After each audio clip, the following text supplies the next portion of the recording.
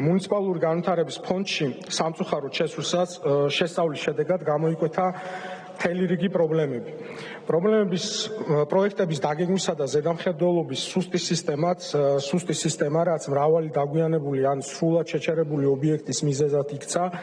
კერძოდ, მაგალითად, 214 მიმდინარე პროექტიდან 161 იყო პრობლემური და პრობლემური პროექტების ჯამური ღირებულება 1 მილიარდ ლარს აღემატება. პრობლემებში გულისხმობ როგორც დაბალ ტემპს, ზოგ შემთხვევაში შეჩერებულ პროექტებს, ვადაგადაცილებას, არაერთგზის ხარისხის პრობლემას და ასე შემდეგ. სამშენებლო სექტორის წარმომადგენლებთან კონსულტაციები ეგრეთ წოდებული თეთრი სიის მექანიზმის გაჯანსაღების შესახებ და საბოლოოდ უკვე მივედით საბოლოო გადაწყვეტამდე. ეს მექანიზმი თავდაპირველად ბიზნესის ასახალისებლად შეიქმნა, თუმცა დროთა განმავლობაში გადაიქცა სისტემად, რომელიც ცალკეულ კომპანიებს არასამართლიან უპირატესობას აძლევდა.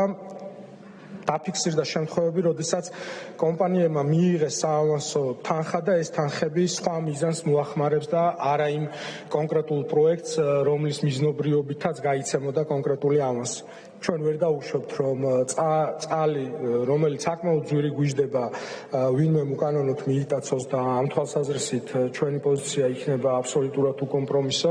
დღეს თბილისში არსებული ტარიფები მკვეთრად განსხვავდება რეგიონებში არსებული ტარიფებისგან, მაშინ როდესაც რეგიონებში წყლის მიწოდება გაცილებით უფრო მეტ კაპიტალ დანახარჯს მოითხოვს, ვიდრე ეს არის თბილისი. შესაბამისად, ვფიქრობთ, რომ ამ მიმართულებით ნაბიჯების გადადგმა არის მნიშვნელოვანი, გამომდინარე იქიდან, რომ